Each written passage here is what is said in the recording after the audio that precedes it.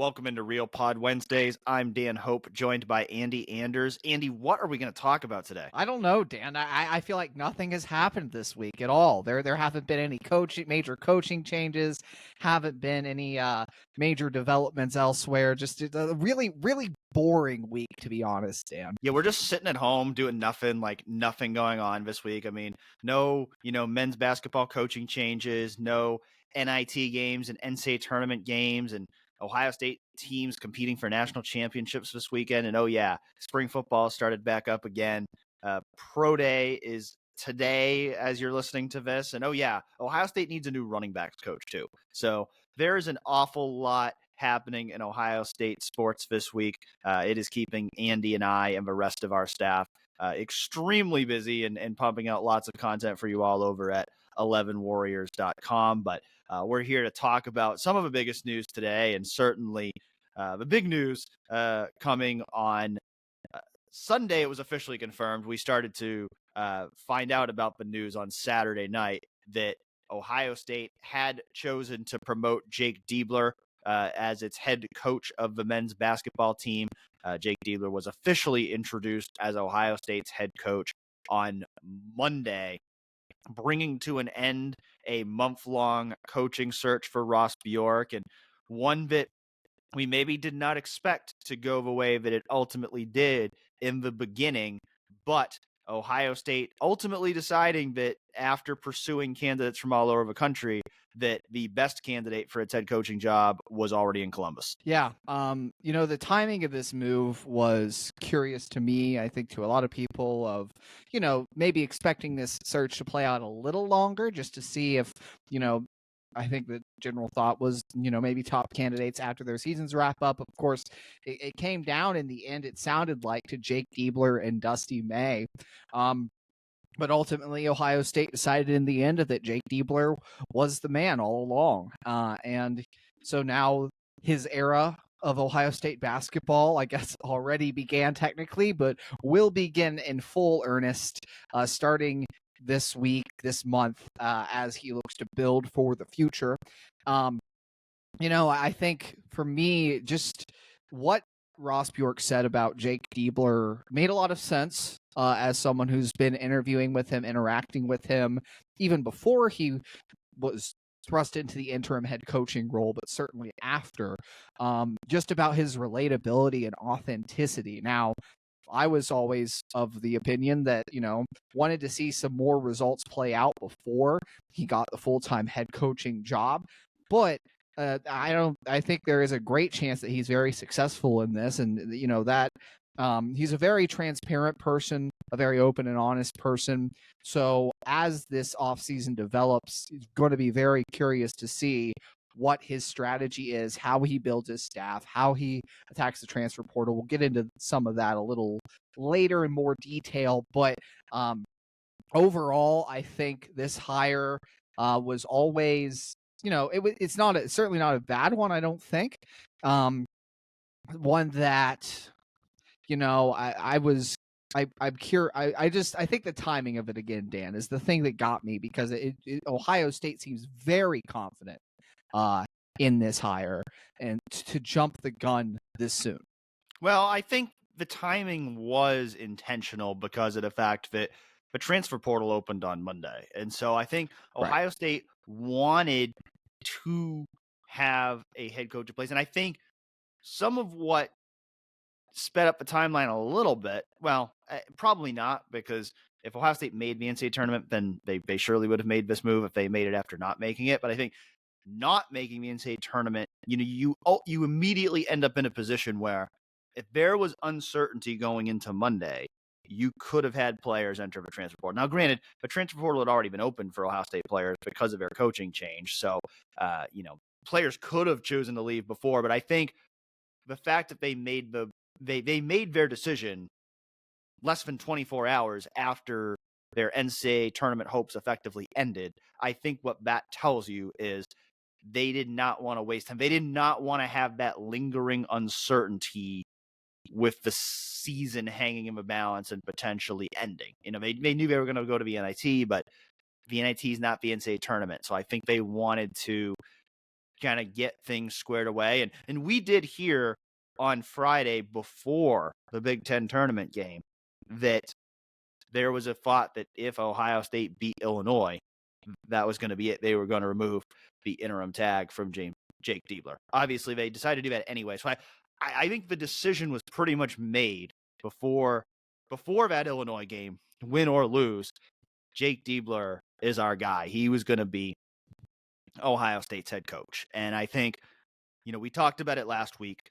Ross Bjork, if he was going to make that move, you had to make that move with conviction. I think that's exactly what he's done here, giving Jake Diebler a 5-year contract. Nobody at Ohio State is talking about this like, let's see how he does. No, we believe he's our guy. And Ross Bjork made it clear. And Jake Diebler has agreed with him on this every time he's been asked about it. The standard at Ohio State is to win championships. That is what Ross Bjork expects Jake Diebler to do. I think we should be consistently in the conversation for Big Ten championships, and if you're doing that, then you're going to be in a postseason run where you have the wherewithal to go to the Final Four and cut down those nets. We've been to Final Fours in recent history, right? And so we have that in our DNA. The way I described it to Adam when I talked to him last month was we have a blue blood type program, right? Now we need to be consistent in maximizing those ingredients. Yeah, fully agree on what the standards should be, and Jake Diebler said it himself too, Ohio State standard on all the athletics teams is to be the best of the best.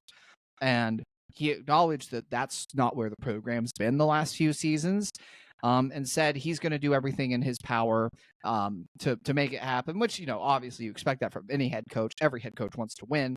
But I think it was good to hear Jake acknowledge that, and acknowledge that there's going to be some changes made, some things to he's going to put his own stamp on the program, kind of like what we've discussed previously around this. He's going to put his own stamp on the program in moving it forward to try and attain those goals. And a key element of this that Bjork brought up in that segment is the recruiting side of things. Jake Diebler was the lead recruiter under Chris Holman.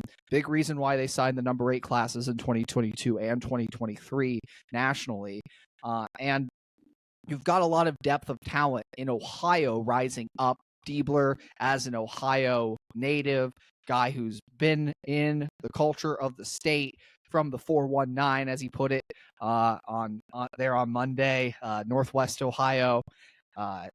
Guy that knows how to recruit out of this state, knows how to attract top talent, and it's because of that authenticity, right? It's his transparency and his willingness to open himself up is going to allow him to sell this program, because like Ross Bjork said, this isn't a school, it's not Duke, it's not North Carolina, but it's that next tier. You have blue blood bones in terms of the resources at your disposal, in terms of even the history when you talk about all the Final Four appearances that Ohio State's had.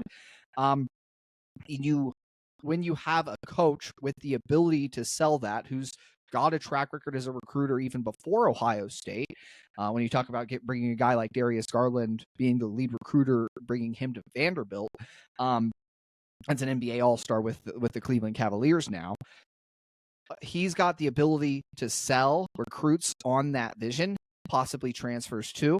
And that's going to be a key ingredient in the long-term success of the program. You talk about the retention element of it.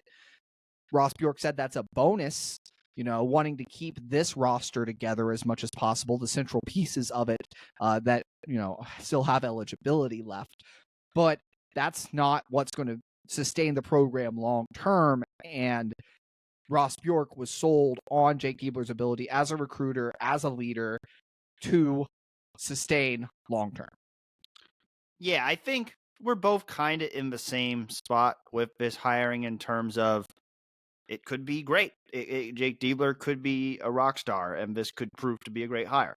It might not, because he just doesn't have the proven track record beyond this past month to where you can point to it and say, this is a surefire home run hire. We really don't know, but you do get the sense that there's a very real belief in Jake Diebler, that, they're not just making this because it's the easy hire, that they really think he was the best guy. You have to hold him to a high standard because you did hire him over Dusty May and Nate Oates and Sean Miller. And granted, you weren't necessarily going to be able to get all those guys, and that was a factor in this, but you interviewed those guys, you looked at those guys, and then ultimately chose the guy that you had on your bench already. And so he has to be held to that standard of he's got to be better than those other guys you could have hired. And like you said, Ohio State, the resources are there that Ohio State should be regularly contending for Big Ten titles and should be able to make deep runs in the NCAA tournament. It's not going to happen every year. We need to be realistic about basketball versus football. I mean, just as a sport in general. I mean, even those Dukes and North Carolinas and Kansases that you talk about, those schools don't make the Final Four every year. It's a much higher parity sport. You're not going to be great every single season. That's not a realistic expectation. But you should be great on a semi-regular basis. It shouldn't, we're talking about a program that's now gone a decade without making a Sweet 16. That's too long for a program like Ohio State. So Jake Diebler needs to get this program back to where it is contending for those kind of things on a regular basis. And that's ultimately how his tenure is going to be evaluated. Whether this was the right hire by Ross Bjork, as always, it's going to be determined by the on-court results and whether Jake Diebler is able to get the program to achieve them. With that being said, like you said, I do think the authenticity, the relatability is a very real thing for Jake Diebler. And I think, but I think the players are genuinely very excited that he was promoted. And I think you can see why. He's somebody, he's very easy to talk to. And he's somebody who truly loves and cares about Ohio State. That is not something that has to be manufactured for him. He grew up in Ohio. He's been rooting for the Buckeyes since he was a kid. His younger brother played for Ohio State. If he, as he said himself, I wasn't good enough to play for the Buckeyes. If he had been, he would have played for the Buckeyes. So his love for Ohio State is very real. And I think that's something, he talked about, that extra 2 to 3% that a guy from Ohio has when he puts on the scarlet and gray. I think that applies to him as a coach as well, in terms of, we just, right now, the reality is we don't know if he has the chops to be a great head coach at Ohio State because he just hasn't been a full-time head coach. But I think you can believe this is somebody who's going to be all in. This is somebody who's going to put his players first and is going to do everything he can to try to help them succeed. And that, when he talks about his dream job, that's not coming out of thin air. That's not something that he's making up to make it sound good. That's something that truly for him, he grew up dreaming of this opportunity. And he talked about that. Ohio State is a special place. It's talked about how that is my dream job, but it's so special. This university, I've seen firsthand what it can do for those who are connected to it. I wasn't good enough to play here, but I got to see the impact it had on my brother and my family, him being here, how Buckeye Nation has supported him, the care, the love. It's something I've always appreciated and valued. There's also one of the best things about Ohio State is the elite level people in this department, across this campus. Ohio State is the best of the best. And we are going to do everything we can to push this basketball program to align with that. Yeah, that quote at the end, again, it just sets in line those expectations we talked about before. And you can tell that it comes from a place of, just admiration and love for Diebler. And when he talks, this is a guy that you believe every word he says because of that authenticity, I think now what's going to be difficult is, again, looking internally and evaluating the changes you need to make going into this offseason. I think it's going to be hard for a guy like Jake Diebler, who cares so deeply for the people around him, to make staff changes. One of them was made for him this week. Jack Owens, hired by Chris Holman, or will be following Chris Holman to DePaul. Chris Holman said that in his introductory press conference with his new school.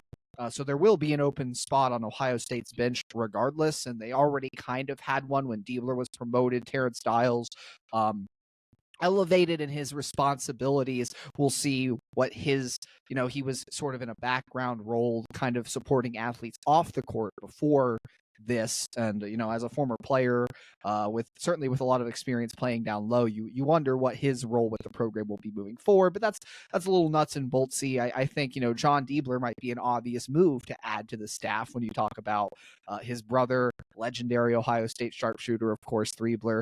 And, there's a lot of different tweaks. Jake spoke specifically about wanting to address the areas where he was weak. And I thought that was interesting. He's got different strengths as a coach, and I think the X's and O's might be a part of that. That was something that Bjork alluded to, talking about how even as someone who doesn't watch film and break down and understand basketball on, a coaching level, a super technical level, you can watch those Ohio State games and tell the way they pulled away in a lot of those second halves under Diebler, they were making on-court adjustments that were working defensively. A lot of those consistent defensive numbers that Ohio State clearly elevated itself on that end of the floor down the stretch of the season came as a result of Diebler's ability to adjust in game. Now, when they played Illinois, a lot of that got taken away by foul trouble. You talk about 27 fouls to 13. I'm not going to sit here and blame officials for anything, but plenty of our listeners will, though. Plenty of our listeners certainly will. But regardless of whether you think there was any malintent or whatnot, definitely played a factor in that game. And when you're getting beasted up by a guy named Dane Danger on the inside, and all your bigs are fouling out, that's going to make it pretty tough to adjust in any capacity around the rim. But again, there were a lot of tactical X's and O's things that were even clear to a basketball layman like me, like Ross Bjork, and you could just watch it on the court and tell he's gotten a very advanced understanding of the game and even just the mentality. Again, aggressive approach, rolling more depth, doing those things that we talked about all during this month, that were obvious, that, we wrote about, right? Ability to know your own roster and understand that, hey, depth is a strength. Let's start using it. That's another thing. You don't have to be a basketball savant to see why that was a good idea, and clearly it worked out. So I think on court is maybe the biggest area where Jake Diebler proved himself, in my eyes, during this stretch. When you talk about the ability to adjust in game, a couple questionable uses or lack thereof of timeouts, but that's not as big a thing as when you're talking about broad scheme X's and O's adjustments, right? Because maybe that's one or two instances in a game where you're scoring X, a bunch of times in a basketball game. There's a lot of scoring plays, but that's an area on court he can improve, I think, because Ohio calling a timeout when you're on a hot run against Illinois was maybe not the best use of it.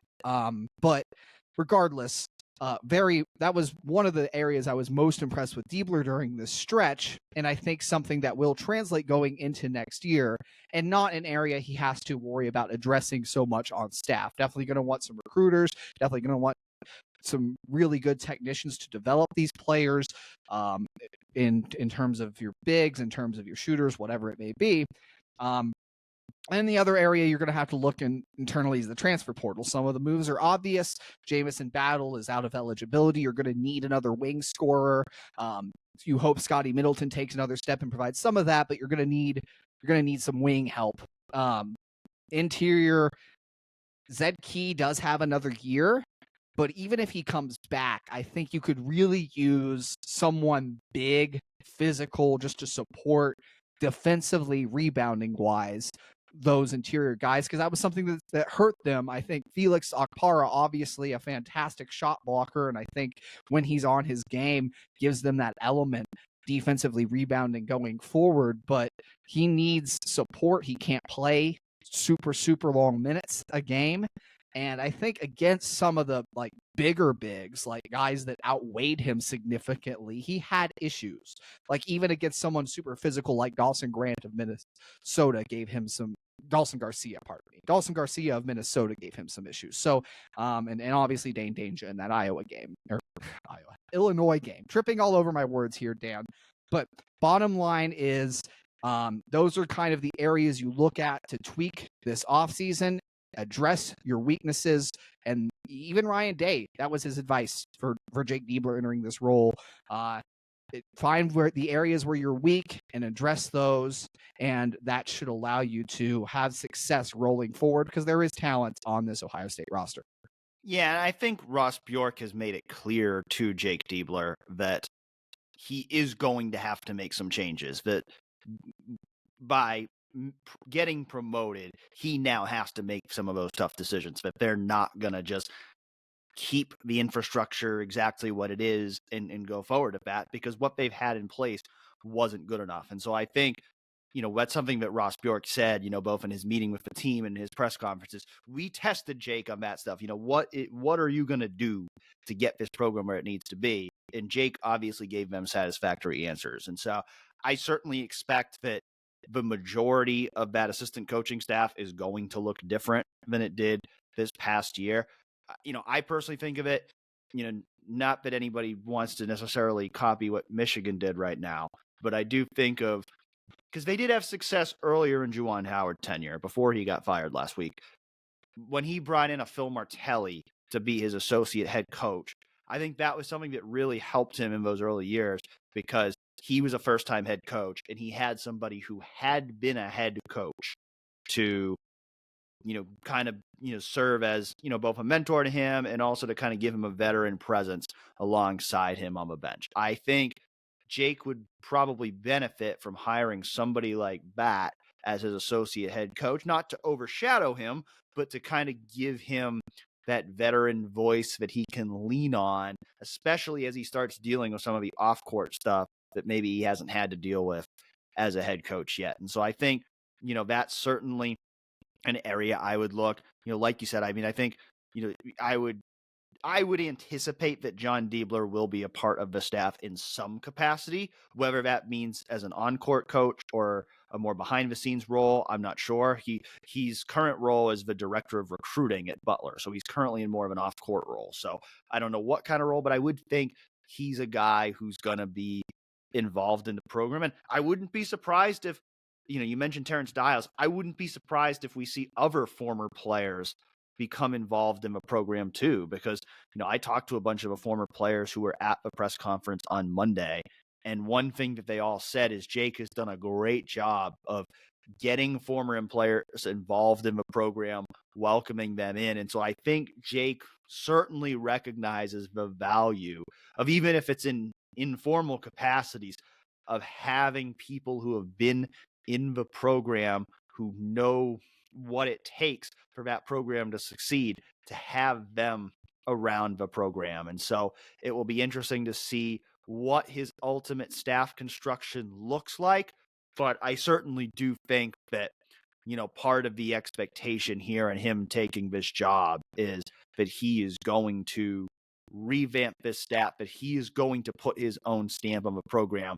He's not going to just be Chris Holtman 2.0. He's not going to just continue what Chris Holtman did. I think we'll find out more in time how exactly he is different than Chris Holtman, because I think actions are going to speak louder than words there.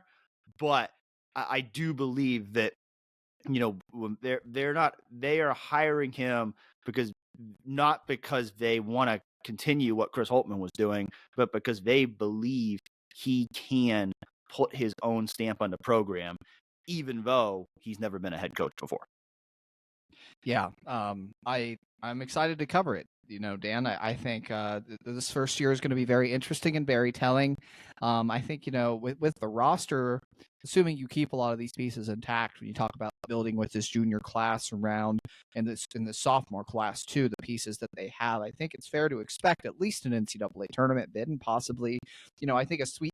I talked about it earlier today. I think a Sweet 16 appearance is kind of what would give Ohio State fans a lot of assurance that this is a good hire long term, because that was something Holtmann never accomplished in 7 years, a plateau Ohio State hasn't reached in quite some time. And I think that would be a nice goal to set for next year's team, just based on what they have coming back.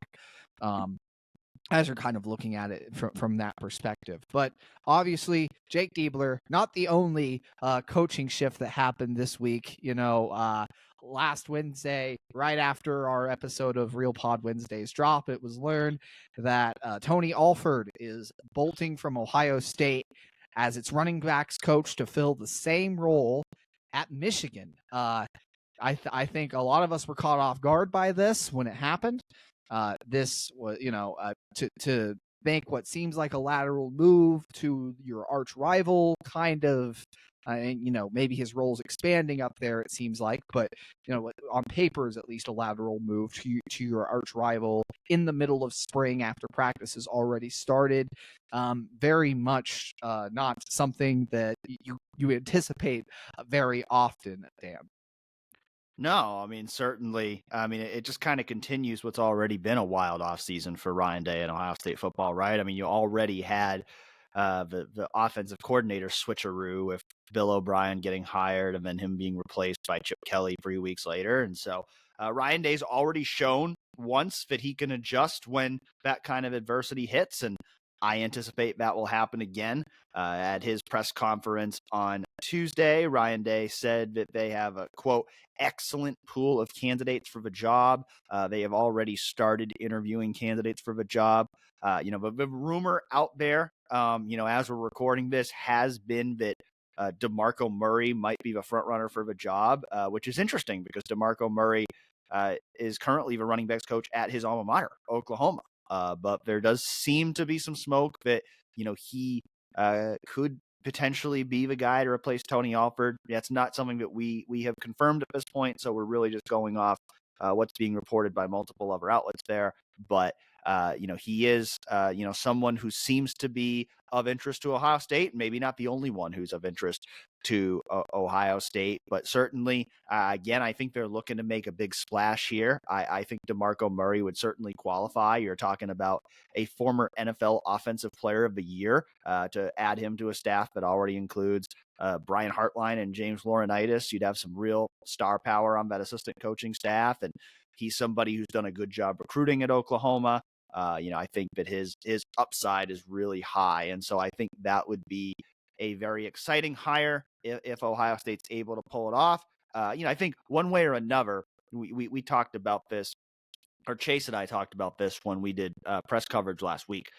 Ohio State's not going to have a hard time attracting someone to this job, because what job in college football could possibly be better right now for a running backs coach than coming to Columbus and coaching Travion Henderson and Quinshon Judkins? I mean, on the field, you could not be more setups for success than what you're walking into at Ohio State right now, as you're inheriting two of the best running backs in the country. I mean, I think you can safely, comfortably say 2 top 5 running backs in college football, and Travion Henderson and Quinshon Judkins, and that may be underselling them. And so that makes this an incredibly appealing job for another running backs coach to come to Ohio State. It also adds to the shock factor that Tony Alford would choose to leave the room at this time. But I've gotten the impression over the past week since this happened that maybe both sides were ready for a change here. That I think there were some differences between Ryan Day and Tony Alford to where, maybe Ryan Day had pondered a change before and, decided not to do it because Tony was very well liked by the players, but maybe they didn't see eye to eye on everything, and that, maybe a change was best for all parties involved. Now, to have him go to the arch rival in the middle of spring certainly adds another layer to this, and it just adds more spice to that rivalry, which we know, Ohio State did not need any more additional fuel to go beat Michigan this year, but they certainly put some more kindling on the fire with Tony Alford going up there. But, I get the impression that maybe both sides are ready for a change here. Certainly not ideal timing, but I think the thing that helps Ohio State in this situation is if you had a bunch of, if Travion Henderson left for the NFL and you didn't get Quinshon Judkins and you had a bunch of inexperienced running backs competing for playing time right now, I think you'd be worried about the fact that you don't have a solid running backs coach in spring practice. When you have Travion Henderson and Quinshon Judkins, I think you're not that worried about the fact that you might go through a majority of your spring without your running backs coach in place. And the guy who's actually coaching the running backs right now is Ryan Day himself. He's actually taken on that position coach responsibility on an interim basis, which is kind of funny because there's been so much talk about him stepping back into that CEO role. But that's actually what allows him to do this in this case, because now that he has Chip Kelly coaching the quarterbacks and running the offense, he doesn't have to spend all his time with the quarterbacks. So now he can trust Chip to handle the quarterbacks while he goes and works with the running backs. And there could be some long-term benefits to that after Ohio State does get its running backs coach, because now, these running backs have had the opportunity to get some real hands-on tutelage from Ryan Day. I think it was funny to hear Day talk about coaching the running backs up today, but there's no rush to make this hire, at least from Day's perspective. He kind of said that today, that, with Travion Henderson and Quinshon Judkins, the running back room is in good hands. And, on top of the fact that you have two of the most, developed best backs in the country, I think running back, and again, this might just be my bias as an O-line guy, but I think, this is kind of too like general football thing. Running back isn't as developmental as some other positions. A lot of the innate physical traits that make good running backs and then development in the weight room are a lot of, they're a little more important than the actual, you got to develop vision, you got to develop cutting ability, you got to know how to read blocks. There's definitely developmental aspects to playing running back, and certainly the more holistic side of, route running, pass blocking, those sorts of things.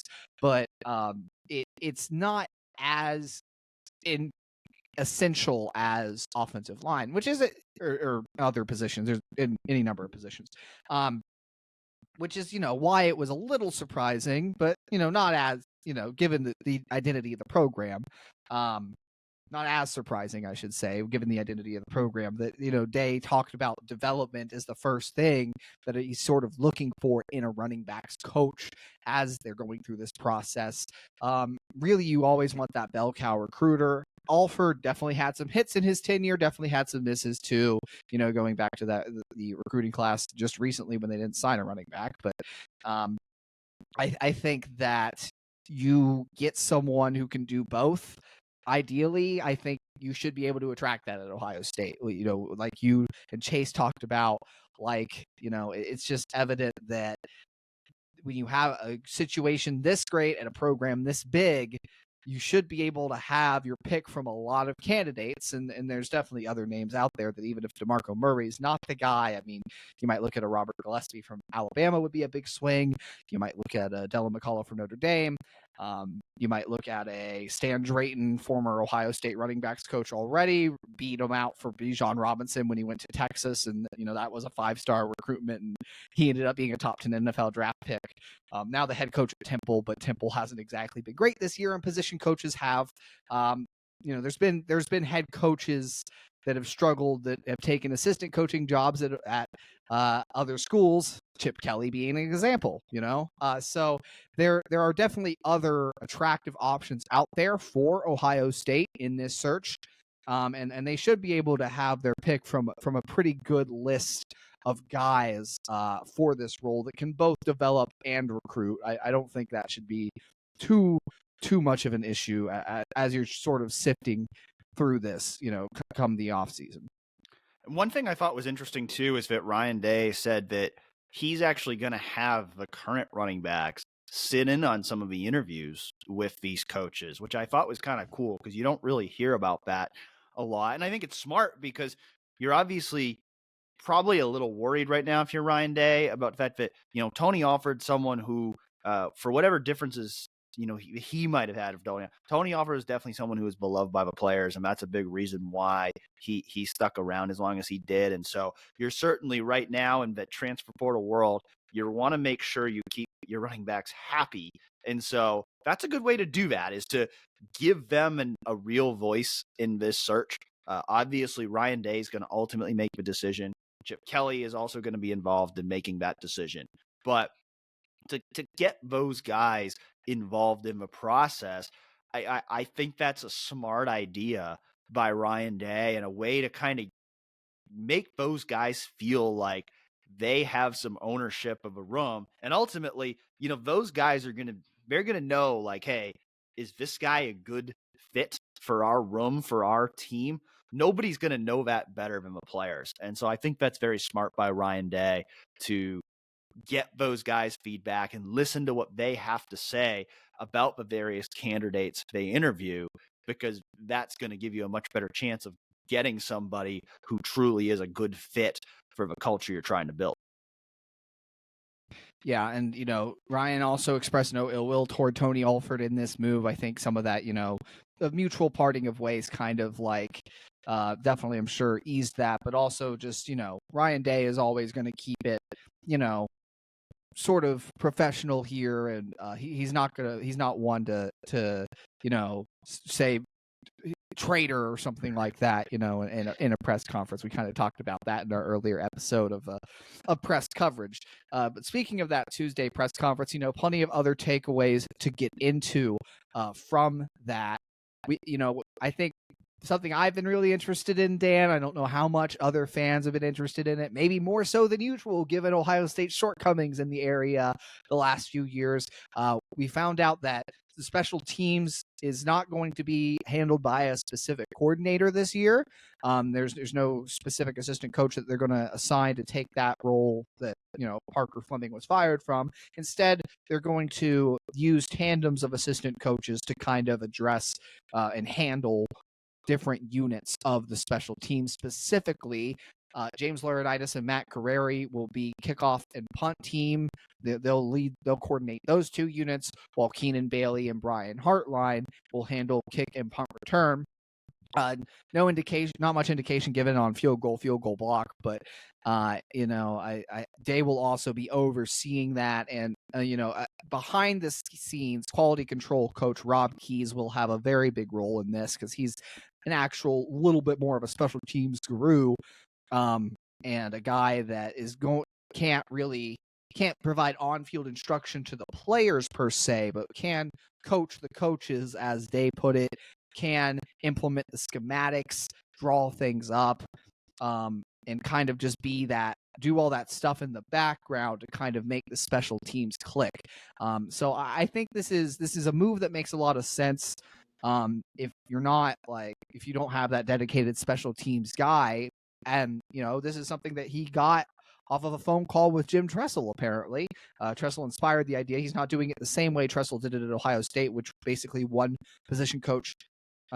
special team was assigned to a position coach at a time. So like each special team was handled by one position coach, is the phrasing I'm trying to find there. This is a little more like, again, it's a tag team operation where two coaches are assigned two units. But what it does is increase buy-in from the younger players who are trying to use special teams as a way to get playing time. And I think that buy-in could be helpful when you look at all the struggles Ohio State has had on special teams the last couple years, and the mishaps that have occurred. Yeah, Jim Tressel had a pretty good reputation for special teams. I remember, back in the day, the debriefing on 11 Warriors, where one of the sections was Jim Tressel's favorite moment of the game, and they were usually related to great special teams plays for Ohio State. And so, certainly, I think if he is giving you advice about how to handle your special teams coaching situation, that's a good person for Ryan Day to listen to. And so, yeah, I think, this is a logical way of doing it. I think it's a way that a lot of teams do it, to kind of split up those duties among your, assistant coaches rather than having one dedicated coach to it. And like you said, I think, Rob Keyes is someone who's going to be able to play a role in that behind the scenes.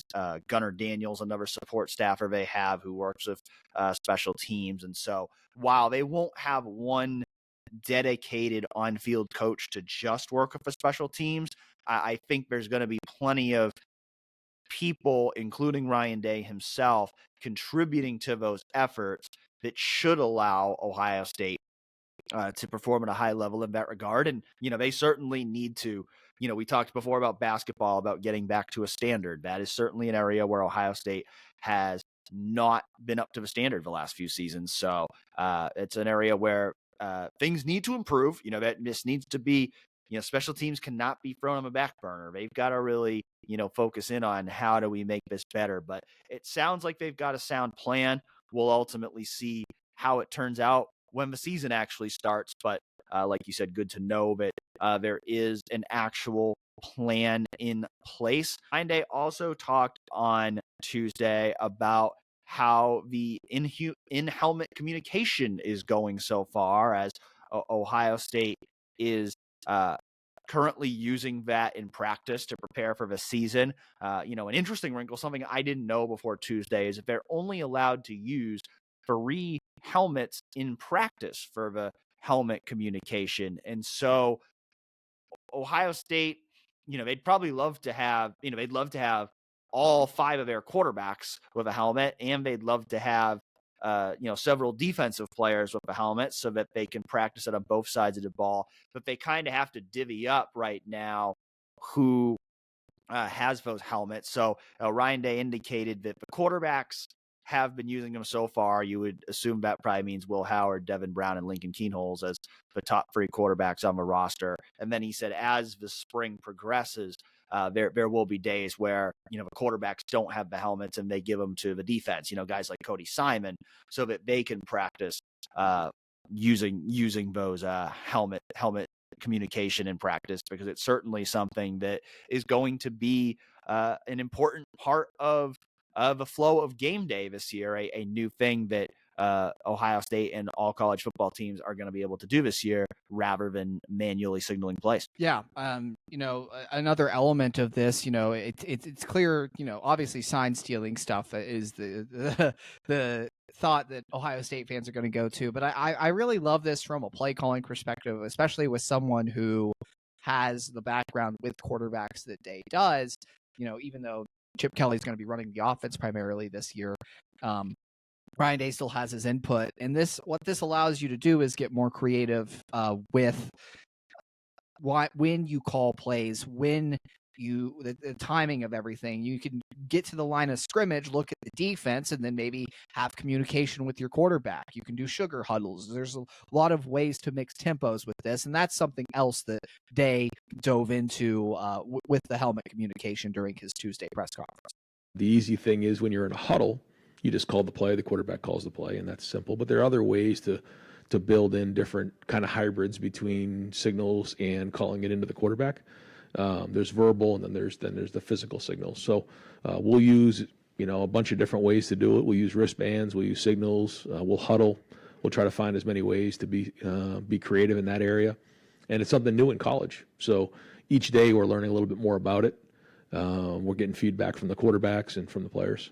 Ryan Day also discussed a number of position groups and position battles during Tuesday's press conference. And I think, to me, there were 3 players in particular who his praise of them stood out to me. And those 3 players were Josh Frier, G. Scott Jr., Brandon Inniss, all guys who are competing for starting jobs right now. And starting with Josh Frier, a guy that, we had speculated going into the spring that he could potentially make that move from right tackle inside to right guard. But it sounds right now like Ohio State thinks the way that Josh Frier has progressed so far this offseason, that he can lock down that starting right tackle job. I will say Josh Frier had one of the best off seasons of anybody in the building. Now we had some bunch of guys who had really good off seasons, but he stuck out. So if he can continue to stay in the shape that he's in right now, I think he's going to have a really good spring and take that next step. If that's the case, then the big spot will be at right guard. That I've talked many times about Josh Frier and my thoughts on some of where he came up short last year. And again, it always comes with the caveat of there were a lot of things Josh Frier did great at right tackle last season. I think as a run blocker, I loved his effort, loved his game there. Pass blocking wise, he really wasn't all that bad. It's just when the lapses came, they were really bad. He got beat off the ball and just slapped. And what really gave him issues were pure speed rushers, I thought.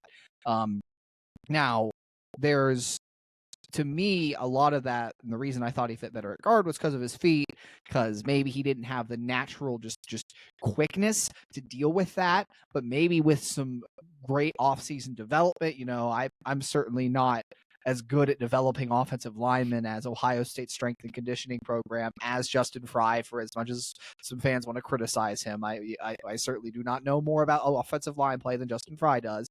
So if the staff thinks that's the best fit for him at tackle and the thing that gives the offensive line the best chance, then I want to trust their judgment. But they is still leaving the door open for it. Said that Josh could play guard or tackle. Said the same thing about Luke Montgomery, obviously the first team offensive line we saw while spectating practice featured Luke Montgomery at right guard and Josh Frier at right tackle. The other name that continues to be involved in this battle is Tagra Shabola, but they indicated that they're thinking of him more as a tackle now moving forward. So if Tagra Shabola ends up winning a starting job, it's probably going to push Josh Frier inside. So those are still the three names to watch on the right side of the offensive line, a very important battle that is unfurling, and those guys, Dan, to your point, I think Jay's praise of G. Scott really stood out in terms of a guy who we thought there is good. We're thinking there's going to be a bit of a position battle to replace Cade Stover, and obviously they'll roll through different tight ends. But it seems like Day is expecting big things from G. Scott Jr. this year. I think G. Scott's had a really good offseason. I think Jelani, Will, Bennett, those guys are going to have to really step up the next couple of weeks to figure out, who's going to be able to play. G has played in games. I think he's had a really good offseason. I think he's going to have a really good spring. I think he's right where he needs to be. He still has to go do it, but Cade took up a lot of reps. He ate up a lot of play, and so we need those guys, all of them. But I'm excited about G's play so far. Again, not much to go off of, but I think he's had the right offseason. He's got the right approach. His leadership and just demeanor has been excellent. Attitude's been off the charts. I think he's poised to have a really good year. Yeah, I think we kind of thought, Will Kacmarek coming in from Ohio, having that starting experience there, he might be the front runner to start at tight end. But the way Ryan Day talked today, it sounds like they still need to see more from Will. Now, granted, Will's only been at Ohio State for 3 practices. He's making that jump from the MAC level to the Big Ten. And so there's plenty of time for Will to make that jump and earn a bigger role in Ohio State's offense. Like you mentioned, Jelani Thurman's certainly a guy that has, I think the highest upside in the room, but as he continues to develop, he's a guy that could get to a point where he's too talented not to be on the field playing a significant role. And then, Bennett Christian's a guy who I think is kind of a wild card in that room too. He didn't get to play at all last year because of a suspension, but, he's a guy that when he came to Ohio State was thought of as a very good blocker, where blocking is really his strength and his forte. And so we know blocking is going to be a big point of emphasis for that group. That's always been kind of a question with G. Scott is, can he get to where he's that consistent blocker as somebody who previously played wide receiver? based on what Ryan Day is saying, it sounds like they like the progress they're seeing from G. Scott. But, we'll see, can he be that guy that they really want to rely on every down? Or, does a guy like a Will Kazmarek, Jelani Thurman, or Bennett Christian, how much do those guys get involved? I think from Jelani's perspective, I'll be very curious to see where things stand after the spring. Also, Will Kazmarek, I'll say that also, brought in as a guy who the blocking side was thought to be the stronger part of his game. So when the pads come on, how much does he push? Because we know G. Scott Jr. had some inconsistency, certainly as a blocker last season. And I think that's an area of the game where Will might hold an edge over certain guys in the room. We'll see how much G can improve with an off season as a blocker. He's obviously, as a former receiver, he's got some of those traits, still hasn't proved out a lot of the receiving side of things. But a guy who also hasn't proved out a whole lot yet, but I think we're both expecting to prove out a lot of things this year, is Brandon Inniss, and that was yet another player that Day had really high praise for on Tuesday. Yeah, Brandon came in the summer, so it's just that you're a few months behind. Now this is his first spring. He's going through it. I think you're seeing a different player. His body's changed completely from where it was last summer. When he's in the right shape, he's really talented. He got great short area quickness. He's got just a competitive fire in him. He was really good in winter workouts. A couple of things he got called down on the mat. One, just fierce competitor, football player, tough. The guy you want on your team. That's Brandon Inniss. And so now it's time for him to go play here this spring. But he's had a great offseason. Yeah, when we were at the first week of spring practices, there's only so much you can take away from what we saw, which was a lot of individual drills. But Brandon was one guy that really caught my eye, and he mentioned that short area quickness. That was something that really popped to me. Just watching him run routes, watching him return punts, you can see that explosiveness, that shiftiness that Brandon Inniss has. It's a lofty comparison, but it kind of reminds you of Jackson Smith-Njigba, just the way that he moves with and without the ball in his hands. And certainly a guy that, you expect, over the next couple of years is going to play a big role in that slot. We'll kind of see, how things shake out in terms of how much Emeka plays inside, outside. I think he's going to move around and play a lot of both. But, Brandon certainly sounds, the way Ryan Day talked today, like Brandon is making a strong case to be that third starting receiver alongside Emeka and Carnell, who he also praised a lot today. I did say Jeremiah Smith has flashed as well. Jeremiah, of course, is in his third practice, just finished his third practice as a Buckeye. And so a lot more to see from him. I continue to believe, all four of those guys are going to play a lot this year. And he did say, on Jaden Ballard as well, Jaden's a guy who needs to step up. They want to see Jaden become a contributor in that room as well. I think depth is still a bit of a question mark in that room, just because, I think you have those four guys we talk about a lot. I think behind them, everybody in that room is pretty unproven. But I think, if Carnell Tate and Brandon Inniss can become the players they're expected to be as sophomores, we've seen so many sophomores make a big jump in that room in recent years, whether it was Chris Olave and Garrett Wilson, or Jackson Smith-Njigba, or Marvin Harrison Jr. and Emeka Egbuka. We've seen so many guys in that second year at Ohio State really make that jump and become stars in that receiver room. And I think both Carnell Tate and Brandon Inniss have a really good chance to do that this year. Yeah, I expect a second-year explosion for both those guys, frankly. I think the Jackson Smith-Njigba comparison is obviously a clear one and a good one for Brandon Inniss. The one distinction I'll draw that I see between their games is Jackson. Everything with Jackson was just so smooth, and he made the most difficult things about playing receiver seem really easy. He would just reach up and catch a ball with one hand like it was nothing. And you're like, wait a minute, what was that? What did he just do? But Brandon, I think there's so much explosion coming from a guy who has who played quarterback and some quarterback in high school, a guy who he's just got such a burst to him. When you watch him fire off from routes, fire off on punt return, I think that is something that's a little different in their games that I think, I'm not even going to say one. I don't think there's like one or the other is better, but I think just the burst that Brandon has is one of a very like it's a high-end athletic trait of his that I think will come across in his game as people see him used in that slot receiver role, which, in Ohio State's offense, when it has a really good slot receiver, that's a guy who's going to get the ball a lot. Like Jackson, of course, set a bunch of receiving records in his sophomore year because he's that you're closer to the quarterback than the outside guys, and there's more that can be done too in terms of screens, in terms of little short throws that can just get a guy who's a weapon out in space. So I'm really excited for what Brandon Ennis can bring this year, and I am expecting big things from him and Carnell Tate in that receiver room.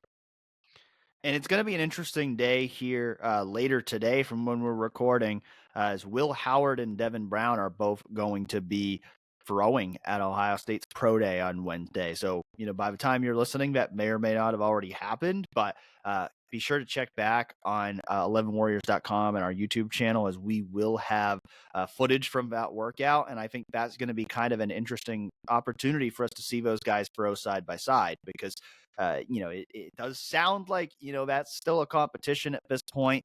We really didn't see enough in the first week of practice to really get a good feel for how those guys are stacking up. And granted, it's still going to be another session of routes on air, but to see how those guys perform in that setting with NFL scouts watching, I think that'll be a little bit of a glimpse for us in how do they handle the pressure that could come with being Ohio State's starting quarterback this year. Curious to know, anytime you can get eyes on the quarterback competition, there's going to be intrigue. Routes on air, it's always tough. But, just even to see the zip on the ball, like you said, how they handle the pressure, that'll be an interesting thing to watch. Kind of moving off the football now, I think, a lot of people are excited to watch, even though, it wasn't the close to the season the Buckeyes wanted. But now you get into the NCAA tournament here. Ohio State women's basketball as a 2 seed opens against 15th seeded Maine on Friday. We'll get 7th seeded Duke or Richmond in the second round, assuming they get past Maine. 15-2 upsets happen, so never take anything for granted. But Dan, what do you see as the ceiling? You're the women's basketball guy here at 11 Warriors. What do you see as the ceiling for this team in the NCAA tournament? Well, again, we've had the conversation about ceilings before. I mean, I think the ceiling for this team is very high. I mean, I think we've seen when this team plays at its best that, it is a Final Four caliber team. I mean, maybe even a national championship caliber team. I mean, it's going to be tough. You got, South Carolina is going to be the clear favorite in this field. There's a lot of really good teams in those top 2 or 3 seed lines this year. I think the challenge for Ohio State when I look at this bracket is, I think, I would expect them to get out of this weekend. I think, that second round game could be interesting. You're looking at a possible Celeste Taylor revenge game if Ohio State plays Duke. She spent 2 years there at Duke before she transferred to Ohio State. And I think, that will be a competitive game if it ends up. I mean, either of those teams, that second round game, 215 upsets happen. They're still rare. You'd expect Ohio State to take care of business against Maine, but that game on Sunday won't be a cakewalk for Ohio State either way. But I think when you look ahead to that second weekend of a tournament, if you assume Ohio State gets to the Sweet 16, Ohio State will have to travel out west to Portland. They'll have to play UConn potentially in the Sweet 16 for the second year in a row. And people who followed last year's run will remember Ohio State pulling off that win over UConn was considered to be a pretty big upset at the time. Wouldn't necessarily be as much of an upset this year because Ohio State would be the 2 seed and UConn would be the 3 seed. But UConn also didn't have Paige Beckers last year. They do have Paige Beckers now. And so you look at that on paper, UConn was a team that could have been a 2 seed. So that's a matchup that I think would be a very, very good game, a very competitive game to watch, but one that could really go either way for Ohio State and UConn. And then if Ohio State can get past that, you're potentially looking at a matchup against USC, who beat Ohio State in the first game of the season, which also happened to be the first game of Juju Watkins' career at USC. And she has only gotten better since then. She has become one of the biggest stars in women's college basketball. Caitlin Clark, of course, gets so much of the attention, but I think Juju Watkins is someone who over the next 3 years is going to have that kind of effect on the sport with how good she is. And so it's a tough path for Ohio State. I think, I couldn't honestly sit here right now and say, would I predict Ohio State to make the Final Four? I would probably go no right now, just because I think UConn and USC beating them in back-to-back games is going to be a tough task. But I certainly don't count against this team, because this was a team that was ranked number 2 in the country for a good amount of time. I think when this team is playing its best basketball, it is capable of beating anybody. Certainly has to play better than it did in the Big Ten tournament, losing that game to Maryland. But I think Ohio State will play better. I think that's going to be a wake-up call for this team. I think they're going to go into the NCAA tournament realizing that you can't have an off day. You can't take a day off. You got to play intense every game. And so I think we'll see that from Ohio State this weekend, and we'll kind of see how the bracket shakes out. And if Ohio State is able to make it into the Sweet 16, we'll see if the path through Portland ends up looking like what we think it would be right now. I'm sure Ohio State fans wouldn't mind an upset somewhere else in that region to maybe ease the path a little bit. But hey, again, like you said, this is a team that I think is capable of beating just about anyone when it's on its best, when they're creating those turnovers, when they're making the shots they normally make. And it's going to be fun to watch this run. Hopefully they at least get through to the second weekend, so there's that intrigue. I expect them to get to that point, but still to be seen. This weekend, though, 3 different Ohio State teams could win national championships. You got women's hockey in the Frozen Four, pistol and synchronized swimming also competing for titles. So a lot going on in Ohio State sports still, with men's and women's basketball playing in the postseason. And those 3, if I'm not sure too many of our listeners are going to be following live or going to be watching live as the pistol and synchronized swimming team goes. But hey, at least check out the women's hockey team, because that's one of the marquee programs at Ohio State right now, and they're on another attempt at a title run here. Yeah, I'm not sure if you even can watch pistol and synchronized swimming live. I'm not sure. I do know that our own Chase Brown will be following the synchronized swimming very closely, because his mother is looking to win yet another national title as the coach of that team. And I mentioned those 2 teams, synchronized swimming and pistol, because they're teams that win national championships all the time. And so we'll see how that ultimately plays out. Those are teams, it's kind of hard to gauge, because those are teams where it's kind of like you have like one big competition that determines your season. And so both those teams going into that, they always have a chance. So you got to figure they'll have a chance this year. Women's hockey, they looked great in their quarterfinal game. A very dominant performance against Minnesota Duluth in the quarterfinals.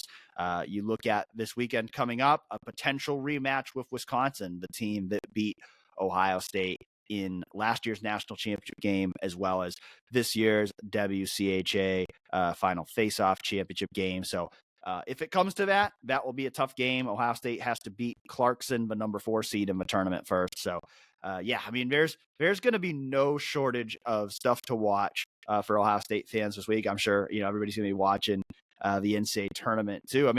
Quickly here, Andy, what's your prediction for the men's tournament? Yeah, Dan, I haven't dove into the NCAA tournament bracket all that much. I haven't filled out mine yet. There's a bracket pool I'm in every year with a little $10 bid. I won a cool $500 off of that a couple of years ago. Not to brag too much here, but you know what? I'm riding with Houston this year. I think I like the outfit they've had. They've been on the doorstep recently, and even in the history of their program, that's a team that I just like that whole aura. I don't know. They speak to me, Dan. I don't know what else to say. What I'm more confident in, frankly, is that I think Ohio State's going to win this NIT tournament.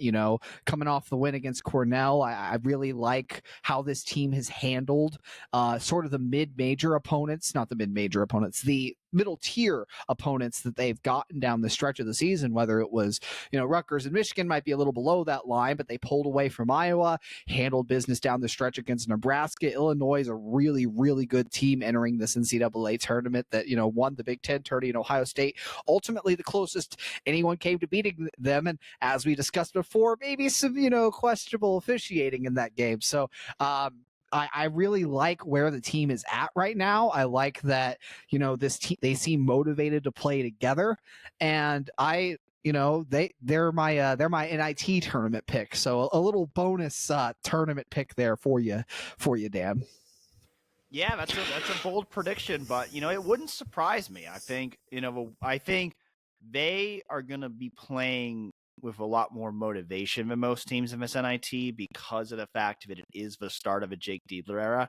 I think if this was like, if it was just Chris Holman his 7th year, I don't think anyone would really care that much about the NIT. But I think, this program's got that juice. It's got that excitement off of a new hire that I think they are going to be really motivated to want to go win the NIT. And if they can ultimately pull that off, it would be a great start to the Jake Diebler era that would really give him some real momentum going into his, first real off season as Ohio State's head coach. In terms of my NCAA tournament pick, I do have Houston in my final, but I've got UConn winning it all. I think, UConn's the best team in the tournament. I do feel like they got kind of screwed by the selection committee because I feel like they got put in the toughest region, which I don't really understand as the number 1 overall seeds. You look at their 2, 3, and 4 seeds, they're all Power 5 conference tournament champions who are in their bracket with them. And so UConn didn't get an easy draw, but I do believe that UConn ultimately is still going to prevail as the best team in this year's NCAA tournament. Yeah, it's weird because when they seed NCAA tournament teams, it's supposed to be a snake, right? So like the best 1 seed goes in that first region, and then it's the worst 2 seed, the best 3 seed, so on and so forth. Iowa State being the worst 2 seed in the committee's eyes is really strange to me. I thought they were in the convo to be a 1 seed. I certainly wouldn't pick them ahead of Marquette or Arizona right now. Tennessee is a really good team, so I could have understood maybe like that. That was just a weird seeding decision to me by the selection committee. A little nitpick, I guess. If UConn's the best team, then they ultimately go and prove that on the court. You would hope, but it's March Madness, Dan. Anything can happen, and I'm just excited to sit back and watch it all, both on the men's and the women's side. Yeah, it's going to be a fun week, as we said. Lots and lots of stuff happening right now in Ohio State sports. So no doubt we will have plenty more to talk about on next week's episode of Real Pod Wednesdays, and we hope you join us again then.